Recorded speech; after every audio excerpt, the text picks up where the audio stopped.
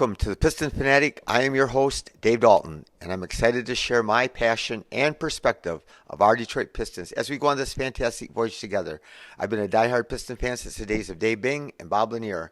I've also been a varsity basketball coach of a very successful program in northern Michigan. Currently, my daughter and I are coaching one of the best AAU teams in the country. Piston fans, we have a great show today, I think, for you. A lot of interesting things. We're going to talk about Monty Williams turning down big bucks from the Pistons and the upcoming draft and what I think we should do, the best choices we have, I think, and then some other thoughts about the draft. Also, we're going to talk about possible trades for the Pistons and the rebuild in general and how, or restoration, whatever you want to call it. But let's get started. First, Monty Williams, the word just came out that he turned down big money that the Pistons offered him. Initially, the Pistons were hoping, obviously, that we would get Victor, the number one pick, and get Victor Wembanyama. And then when we didn't, we still offered him big money, it says. So he turned it down. And obviously, it's not quite as enticing to coach the Pistons without Victor.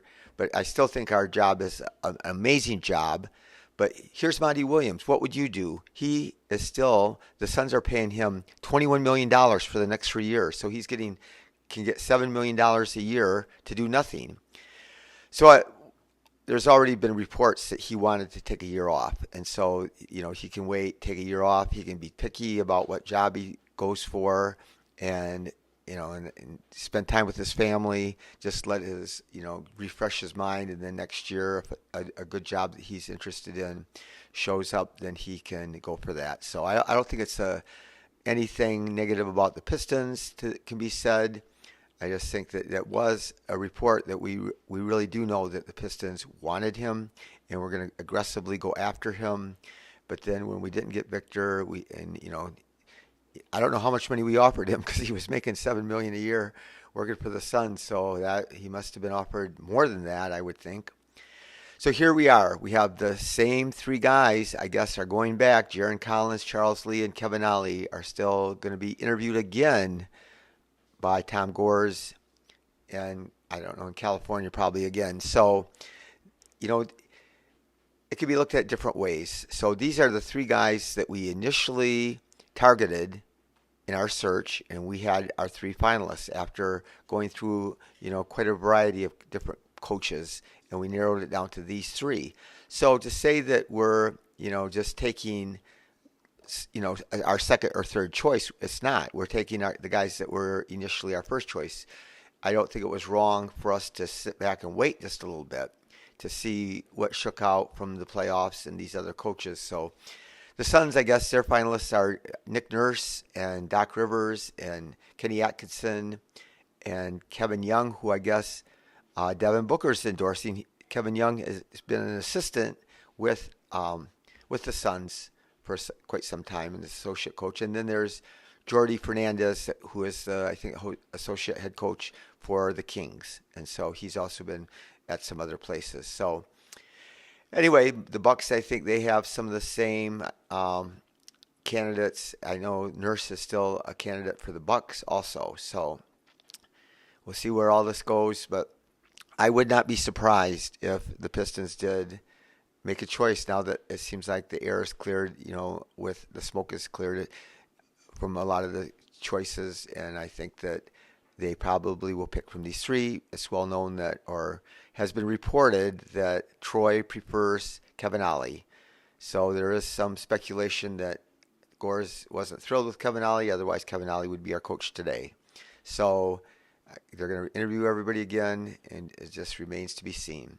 So next we're going to talk about the draft. And does it ever occur to you and seem a little bit humorous? All of us people, including myself, we dig deep into the draft. We study these prospects. We get our opinion like it matters. So I'm going to share with you my opinions again. But really all that matters is who Troy picks. Troy's not going to listen to my podcast, I don't think. And he's going to pick whoever he wants. But we still, there's guys that have podcasts. That's all they do is study the draft. And they they watch film and they watch film over again, and they make their big board and they remake their big board, and guys go up and down their big board, and it's like an obsession, and it's like some people make a living off it, but I just do find it humorous that no matter what all of us think about these different picks and where we think they should go and how good they should be and who's better than who, it just matters who gets picked, and we don't have any control over that. Nothing we say really is significant. Having said that, it's interesting and it's fun, and all this stuff is part of being a fan. And I'm the Piston fanatic, so I'm gonna look at these people and I'm gonna get excited or disappointed or whatever happens. But I still think Cam Whitmore is a great prospect with tremendous upside, freak athlete. At the combine, he tested over 40 inches on his vertical, which is like the third highest. He's 6'6" with no shoes on, and so he's got a 6'9" wingspan, and he's only 18. And I said, like I said before, that's something. That is significant. I don't think it's everything, but I think it's still, important that he has more room to grow. He's really fast. He's got quick twitch muscles. He's got quick hands. A lot of people think he's going to be a very good defender. He showed signs of being a good defender in college. He had a lot of things go wrong. He hurt his thumb, missed the first 8 games, started right out playing against some tough teams, and he,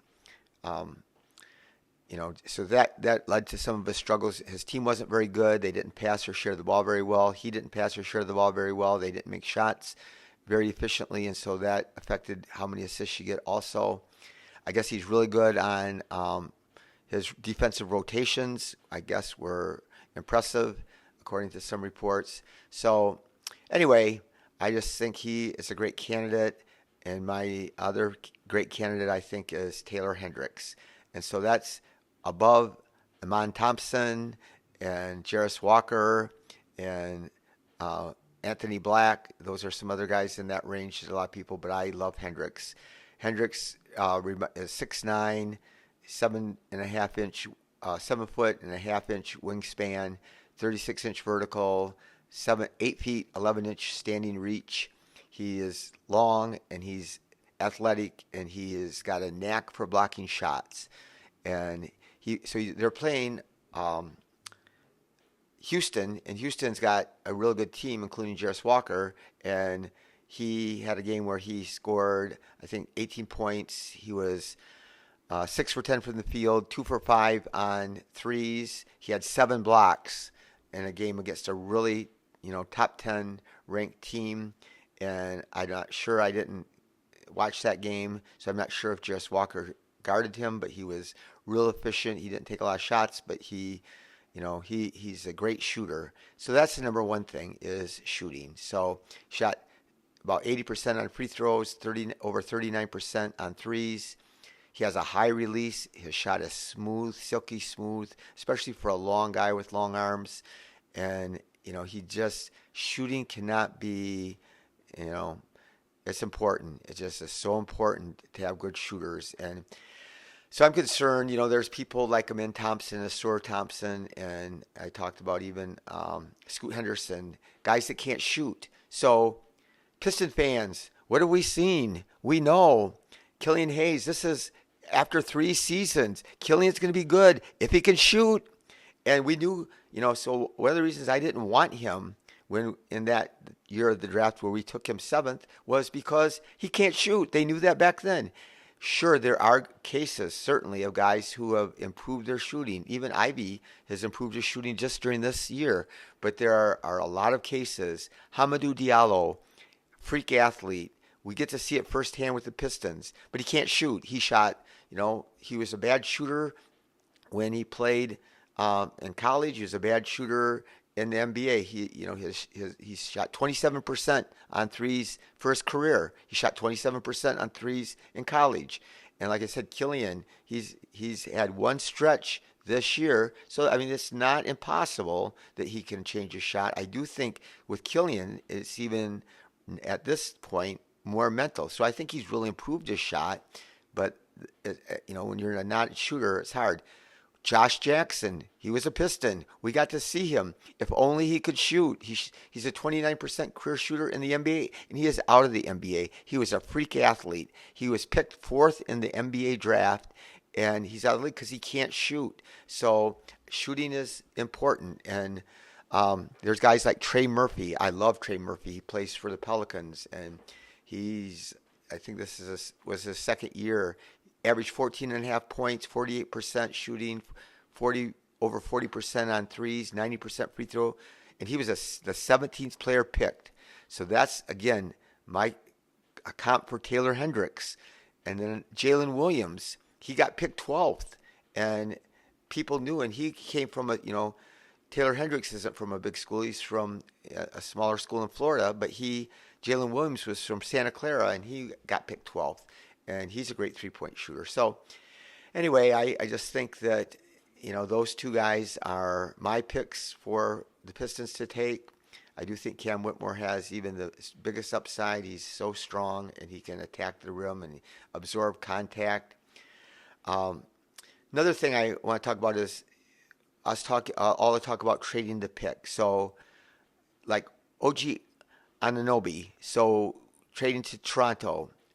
There's no way I do that deal for the fifth pick. There's no way in a million years. So we are not ready to make our big move yet. I believe we're not going to tank. I believe that we're going to win 15 more games than we did last year. That's a ton.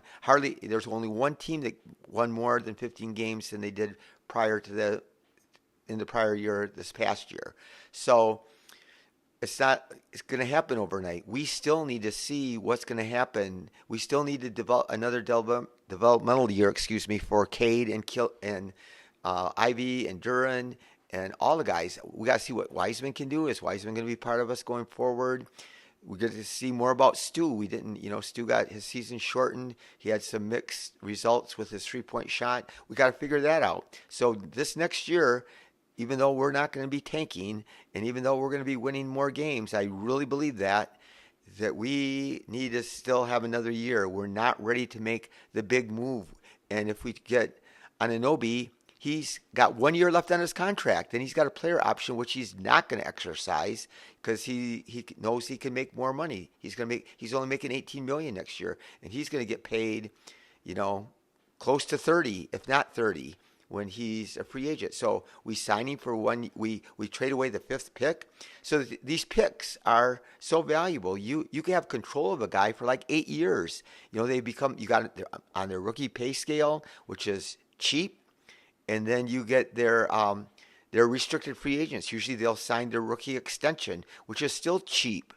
And so we get these guys and reasonable money, for 7 or 8 years. And so it just makes no sense to trade a high draft pick for a guy who's only going to be here. Siakam, he has only 1 year left on his contract. People talk about him. There is a guy, that I would be interested in if something happened and we could work out some kind of deal. But I still wouldn't trade him for the fifth pick. But Keldon Johnson for the Spurs, he averaged 22 points, 5 rebounds, 3 assists, 45%, and only 33% on threes. But he can really attack the basket, man. He can get it to the rim so easily. But he's 23 years old. He was picked 29th in the draft, so that gives us hope, Piston fans. We got the 31st pick. We could get somebody like Keldon Johnson, and so that's exciting. But his new contract just kicks in next year, and it's a great contract. He's going to make $20 million next year. Then it goes down to $19 million. Then the following years it goes down to $17.5 million. And then last year is $17.5 million. So that takes you all the way to 26, 27. So that's a steal by then. But like I said, we're not in need of making a big move to sign a free agent. Another problem is if we draft a wing, which there's 99% chance we're going to draft a wing, and that wing's going to need to play. So that's another reason why next year is a season for development. The following year is when we're going to be ready to make the big move, or either a trade or sign a free agent. So it just makes no sense. Some of these teams like Houston talking about signing James Harden, that is insane. that you would sign an old guy that's often hurt now, and just 1 out of every 3 nights he shows flashes of the old James Harden. I mean, he was one of the best players in NBA history, but not at this age, and he's going to demand gazillions of dollars, and so it just seems ridiculous because they're trying to, push forward the rebuild, and there are a lot of you Piston fans that want to do the same thing, and it just doesn't make sense. So we have some good bargaining. We could still make some trades, especially if we wanted to make a first trade. I would love to, trade up in the draft, and I still would love to get Brandon Miller, and we could. We got Bogey. He's a great trade chip. I will say this: the hard thing is there's like some teams that I would like to trade with for Bogey, and it's the Mavericks, the Warriors, and the I can't remember now who's the other, and the Blazers. So the Blazers have the 3rd pick, and they want to get a good team so that they can put it around Damian Lillard. Which if I were the Blazers, I'd be trading Damian Lillard for everything I could get for him. Keep that 3rd pick. They already have Shaedon Sharpe. So they have Anthony Simons. He's real young, so they could have a tremendous start to their rebuild if they could, get some draft picks for Lillard. The problem is a lot of teams that are really ready to make a big move don't have the draft picks anymore. So that is what would make it challenging for them to trade Lillard. So if they wanted to trade Lillard, I would give them anything, that they want. We have a luxury. Most teams don't have somebody that's as valuable as Bogey to trade. And he is a professional scorer. He has got a great contract, $20 million only for next year. And then the next year, I think the buyout, if they didn't want to keep him, is only like $2 or $3 million. So that contract is phenomenal. And if you were a playoff team and needed shooting, that would be tremendous. Even somebody like the Grizzlies could use him. They could also use him in their locker room. So I don't know. That would be a great trade for them. But we can package things because we have some assets that we don't necessarily need to hang on to, which we have Bagley. So we could trade, and we could trade Wiseman if the right offer. If we needed to throw Wiseman in with Bogey to get something that we really wanted, I would do it. And we have that pick number 31 in this upcoming draft. That's a valuable chip that, that could sweeten a trade that would make some other team want to do it. But I just, I don't know what's going to happen there. We could sign Dante DiVincenzo. I don't think that there's any way that the Warriors, especially if they're going to have to sign Draymond to an extension, I think they're going to want to, and they're just not going to be able to offer him what he's worth. He played for peanuts this year. We also could trade the Warriors. I mean, Kuminga didn't even play in the playoffs, so we would take Kuminga. That's another guy I would trade for. He's young. He's on a rookie contract still, and we could give him Bogey and Bagley and the 31st pick, and we could. Obviously we'd have to take some money back. The same thing with the Blazers. We'd have to take some money back, but they have Reddish, who has $8 million for only 1 year, and Thibault, who's a great defender. He has a cheap contract, and that's not that much, but still, and it's not that long. And they have Nasser Little, who I like a lot, and they have him for quite a while, but he's very cheap. So I think he would be a good asset for us to have. So there's lots of things that we could do. And I just still don't think that we should jump in on a free agent. Again, we don't want to. If we keep Bogey and we draft Whitmore or Hendricks, where's the minutes going to come? And if we want to play two bigs, or if we want to play Stu at the 4, and we got Wiseman and Duran, you got to realize where the minutes are. The other thing is I love Bogey, and I've said that repeatedly on this podcast, but the shots there's only so many shots to go around. And if we got a rookie that needs some shots, and we got Cade that needs shots, and Ivy that needs shots, and Bogey needs to take a lot of shots, and we have Burks. Burks a great trade chip. How can a team, we only have him for 1 more year, but at $10 million, if you're a playoff team that's strapped for money, why wouldn't you trade a future draft pick, or if you had somebody that's a young, promising player at the end of your bench? I don't know. but we have a lot to go. Everything hasn't worked out the way I hoped it would. I thought magically we would get a top 3 pick. I didn't even care that we got the top number 1, which obviously everybody in the world wanted him, but I was really hoping and thought there was really good chances that we would get a top 3 pick, but that we didn't. So now we got some good possibilities, I think, and we're excited about getting a new coach, and then now that's kind of, the way it's played out hasn't been very inspiring for us Piston fans. But I do think that there's still a lot of great possibilities. I still think that the future is bright. I still think that we need to be patient and still try to win and not make any rash moves where we're signing somebody. Everybody wants to sign Cam Johnson. So there's another forward. So if we have Bogey and we draft Cam Whitmore and we have Cam Johnson and we have all these other guys, I think Cam Johnson would be maybe the perfect fit for us to get next year. Of course, if there's a deal that's too good to pass up, if Cam Johnson wants to sign for $22 million a year and we're the best offer, then maybe you do something like that. But unless it's a good deal, same thing with the trades. I'm not in favor of trading down in the draft. We could trade back. There's lots of talk about, Orlando. They have the 6th and the 11th pick, and if we threw some things in, I think they could use some shooting too. So we got some guys that they may or may not be interested in. But all this is going to be exciting. It's all going to happen fast. Not in the next 3 weeks.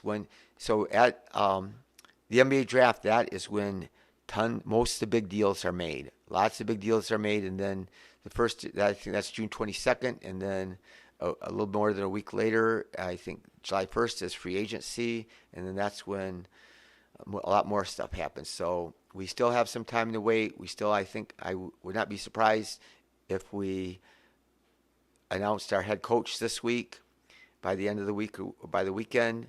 I wouldn't be surprised if we didn't have a coach by the end of the weekend, but I do think that it's probably going to happen real soon now. So anyway, do something nice for somebody today, make their day better, just a kind word, or do a little errand for somebody. If you're a young person listening to this, do something nice for your parents, help out around the house.